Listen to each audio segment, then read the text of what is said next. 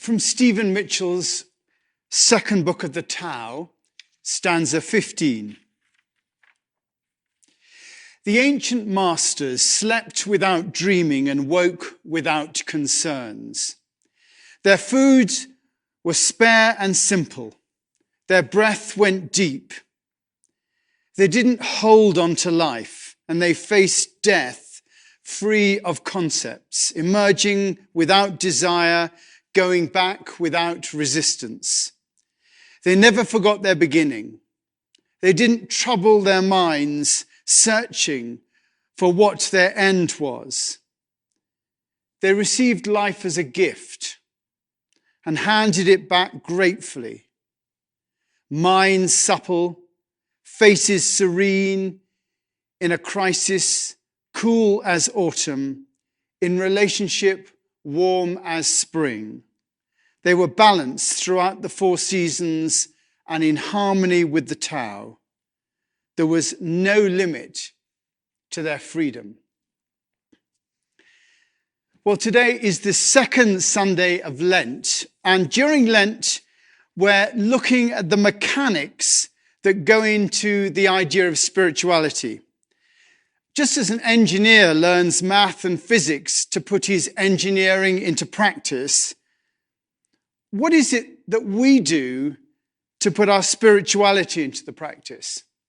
Not just the warm and fuzzies that we often think about, but the nuts and bolts that go into engaging with the spiritual side of life. Last week I said that we begin, as Thomas Merton suggested, with an intellectual ascent, where the mind gives up to the heart and serves it. The mind serves the heart in its journey of love. That's the starting point. We then have to realize that all consciousness is one entity. There is no duality, but we are all interconnected in an interdependent way. And this then leads us to the understanding that what we do matters because we're connected, and that our role is to sense the guiding of the love that's within us so that we can manifest that love around us. We're in that way like a faucet that our intellectual ascent turns on so as to bring love into the world, and therefore participate in the evolution of consciousness that's driving creation towards an understanding of the divine nature that is latent in everything. That is the map of the journey into spirituality. Rowan Williams described this as the cultivation of a sensitive and rewarding relationship with eternal truth and love. And our sensitivity to the love that's within us and the love that's around us, our ability to vibrate at the same level as that love, is the mechanism that we have for that cultivation. It's a 24/7 undertaking. Interesting enough, as well as talking about spirituality, what spirituality or faith was, Thomas Merton also talked about what it was not. He says, first of all, faith or spirituality is not an emotion, not a feeling. It's not a blind subconscious urge towards something vaguely supernatural. It's not simply an elemental need in man's spirit. It's not a feeling that God exists. It's not a conviction that one is somehow saved or justified for no special reason except that one happens to feel that way.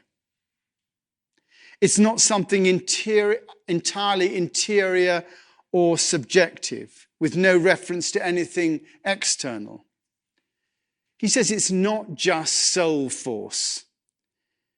It's not something that bubbles up out of the recesses of your soul and fills you with an inevitable sense that everything is all right. It's not something so purely yours that it is not communicable. It is not some personal myth of your own that you can't share with anyone else, and the objective validity of which doesn't matter either to you or God or anybody else. He says it's not an opinion. It's not a conviction based on rational analysis. It's not the fruit of scientific evidence. Faith or spirituality is, first of all, he says, an intellectual assent. And I think that's really useful because so often we see spirituality in those sort of warm and fuzzy terms, an urge or an emotion, as some sort of soul force that bubbles up within us. No, instead, Merton puts us firmly into the driving seat with our intellectual assent being the first step in that journey of 10,000 paces. And throughout this process, we are always in the driving seat because the mechanics of our spirituality are such that the process of cultivating that sensitive and rewarding relationship with eternal truth and love, that relationship with the unfolding universe within us and around us, is a constant process. It's 24/7. Or, to be exact, it is a process of letting go of time and being prepared to remain in the present moment. It only seems endless, continuous, 24/7, when we see it in terms of time. When we arrive in the present moment and decide to stay with it, then all concepts of time tend to drop away, and we realize that we're simply existing in a flowing stream of present love that runs right the way through the center of time. But we don't experience it that way. As we attempt to sense love within us and love around us so that we can be in harmony with everything, we're constantly assailed by our minds that ask us to pay attention to the possibilities of what might happen, to look at outcomes, to look for preemptive attacks. In short, we're urged by our minds to focus on survival. And those attempts at survival, at controlling our lives so that we come out on top, constantly bring us into considering what we can do in the time that we have. And so we lose the flow of love that happens in the present moment. And you have to constantly watch out for it. Like in the practice of meditation, where one is looking for the mind to interfere and take attention away from our point of focus. It's the same in life, where we have to constantly watch for the mind trying to take us out of love and put us into survival. We have to constantly give intellectual assent to loving what is. We see the very nature of what is right in front of us. And we have to give assent to loving that, to sensing that love within us and offering it to what's all around us. And doing that, all of that, with no expectation of a return, because the definition of love is giving attention or whatever with no expectation of return. And that attention may include circumstances, people, things. We give our intellectual assent to love flowing from us and into all that's around us, and we do not expect anything back. That is the cultivation of a sensitive and rewarding relationship with all that is, and it flows through us. But then our mind remembers that person that's out to get us, or that situation that we have to deal with. And immediately our attention is taken away from loving, and it plunges into the process of survival, throwing up feelings and emotions that we have to deal with. We plan, We scheme, we work out what to do, and all the time, we're just in our heads surviving, and we miss the moment to love what's right in front of us. In those moments of survival, time stretches out in front of us, and the memory of time appears behind us, and we try to put actions in place that will reconcile what's behind us and what's in front of us. And so we become caught up in temporal mechanics, the attempt to resolve issues in the time-space continuum. It is this paradigm that makes us feel that time is short and problems seem endless, and that we can't see an end to our survival. The way out of this is that intellectual assent to love, where the mind doesn't go into the survival mode, but stays in the present moment and only asks, how can I love that which is in front of me now? How can I love what is rather than deal with what might be? How can I love what is rather than deal with what might be? And if you think that's hypothetical, watch yourself. See yourself as you go through your day, as you attempt to cultivate that sensitive and rewarding relationship with all that's around you in the present moment as it appears to you. And then suddenly you find yourself taken away from it by your mind as you try and work out some drama that you're dealing with in your life. It happens all the time. It happens to me all the time. And the way out of it is to notice it and to give that intellectual assent to love again, to let go of the mind trying to survive and bring yourself back to the present moment, and so give that present moment your love. And if you think that that's not a practical way to live, well, just think about it. What is more practical than giving your full attention to every passing moment of the day and pouring all the love that you can into that passing moment? Or is it more effective to try and live in the past and future as you work out trying to control your circumstances? If you give your loving attention to each moment, you'll always do your best in that moment. And as we say in England, if you look after the pennies, the pounds will look after themselves. If you do your best in every moment that comes your way, you'll build a sure, safe, and loving foundation for the future. It's what some people call salvation. If you try and work out how to control circumstances, which everyone knows that anyway we're out of control of our lives, then you end up firefighting the latest drama to come your way. So this cultivation of the relationship with eternal truth and love, this participation in the unfolding of love, this entering into the present moment and the realization of the unity of all things is the work that we do within the flow of our lives.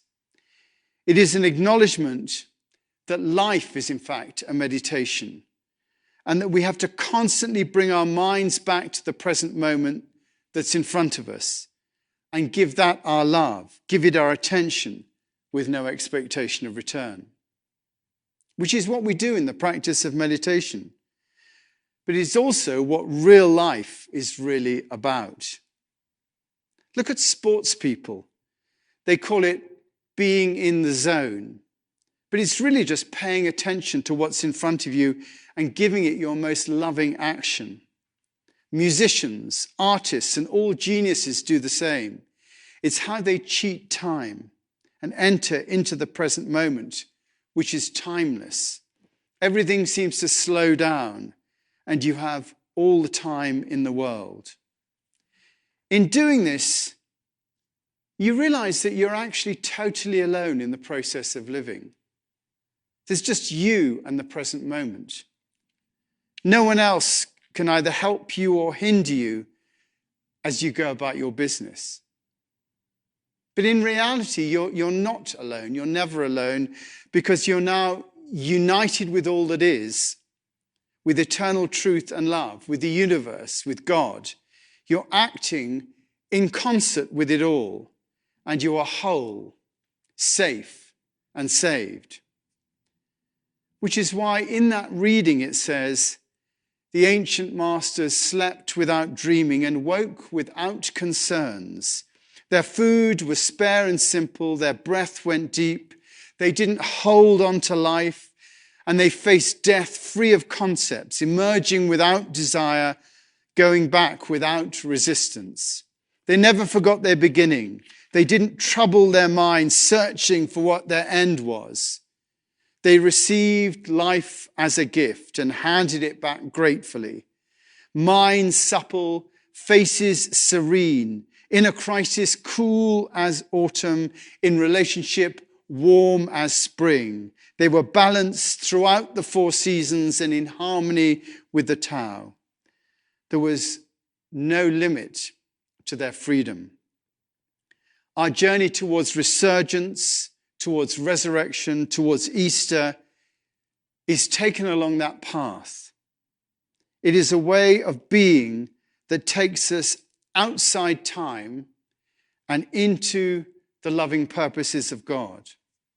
In fact, this way of being takes us into the experience of unity or non-duality that is the reality of all things. Because we're expressing love within the loving reality of the universe. And so we become fully connected with it and experience ourselves as one with it. It's where love and truth are one and undivided. Merton says that true spiritual life is neither a Dionysian orgy or an Apollyon celibate unity. It transcends both. It is a life of wisdom generated love. Merton says, in Sophia, the highest wisdom principle, all the greatness and majesty of the unknown that is in God, and all that is rich and maternal in God's creation, both are united inseparably as paternal, maternal principles, the uncreated Father and the created Mother wisdom, one unity. Intellectual assent to this process opens up this realm of unity, and our continually choosing love over fear, safety or salvation over survival, brings us to that place where all spiritual seekers are looking for, the experience of unified consciousness. We'll talk a little bit about that more next week, but be aware, it may not look and feel like it does in the books and films. There may not be a blinding light or an acid trip clarity. There may simply be an understanding that you're completely in the moment, outside time, and that you are in love with that which is right in front of you. It's about being in love with life and not waiting for the right moment to come our way. When you're in love, there's still pain and frustration, but you suck it up for the sake of the object of your love. And it's the same with life. So whenever you're given the choice, choose that love. Choose love over survival. Choose love over hate. Choose love over fear. Choose love over your clever plans. Choose love over your desire to win. Because however you look at it, love is what everyone is ultimately aiming for, whether they admit it or not. They want to be powerful, so they are loved. They want money, so they are loved. They want that car, so that they are loved. They want that relationship, so that they are loved. Whether they know it or not, love is the goal of everyone and everything in all creation. So why not drop all your plans and go for it now? Choose love whenever you're given the chance. So yeah, I think it's interesting, this whole aspect of things. When you think about going into 30 minutes of silent meditation, you think, oh gosh, help, it's going to last forever. It's going to be completely, I'm going to have to survive this and things like that. But really, actually, if one's able not to be in one's mind and one is able to be in one's heart, in one's breath, in the mantra or whatever it is, then actually it's a different game and you're just flowing in that. And, the same does apply to life, that the ability not to get caught up in all our thoughts and things like that, but actually to look at each moment that we have and to actually simply love what's in front of us in that particular moment. It's a totally freeing thing, I think. Yeah, the problem is that our mind is so strategic and calculative and analytical, and by its very nature can only perceive life and reality by dividing, and it's kind of divisive, isn't it, in its very nature? Yeah. And so I was struck by your one word, harmony, and that something about perceiving from our heart that is qualitatively different to perceiving from our mind. And it's a bit like hearing, like in terms of music, hearing a G and then also hearing a B and a D, and you pick up a whole chord. And there's something about heart seeing that's just so expansive and can just read reality from a much more spacious, all-encompassing place, and can read reality accurately rather than from our own lens of perception, Yeah. I think that's why in meditation, we're asked to focus on our breath or focus on the mantra, whatever it is, because you're actually denying the mind that power. You're saying, no, I'm going to place my attention in my breath, in my mantra, in whatever it is, and therefore I'm not going to just pay attention to what my mind is saying. And therefore, when we're in life, it is that continual intellectual assent to love that we have to do. You might be doing something in a room, you might be swimming or whatever it is, and you suddenly find yourself miles away, but to bring it back and just love what is actually right in front of you just is such a freeing thing to do. And it's expansive, it's enjoyable, and it's something where, as you say, the heart is leading rather than the mind. This is why practices that bring us into our heart are so important. And one thing I've noticed in recent years with me is that as I've become more committed to my practices, it's almost like I can feel a gravitational pull into my heart. Yes. It's almost like feeling like it's like a quiveringness inside my heart that's just like attentive. And I trust that. It's like a gravitational pull. And so when you talk about loving 24/7, yeah, that gravitational pull, that little quivering whatever, is always there and accessible. And I think the more that we do practices that bring us to that, and it becomes a habituated way of being and seeing, we can trust that. Yeah, and that's the purpose loving of practice, isn't it? To actually cultivate that quivering, as you put it, so that we're less having to think about it and more that we're instinctively giving ourselves to that moment. Yeah, and then our hearts are able to perceive, to pick up. We often think of our hearts as just sort of the seat of our emotions, but actually there's a massive intelligence to our heart. Yeah. That's about being able to see things objectively and accurately and all-encompassingly and lovingly, and that's just very nuanced. But yet the mind always says, what am I going to get out of this? Well, I'm going to do, okay, I'll be with you on this. I'll do my practice. I'm going to love everything that's in front of me, but what am I going to get out of this? Where's the bunts? And really, the mind has to remember that love is giving with no expectation of return. It's that loving in that moment that's actually the reward itself. Well, I like the phrase you've been using, intellectual assent, because it's suggesting that we're using our whole being. We're giving permission. telling our mind, you know, to cooperate with our heart and be in our heart. Yes, great. Yeah. Fantastic, thank you. And we're going to finish with that wonderful hymn, Be Thou My Vision, which really just sums up what we're saying, I think.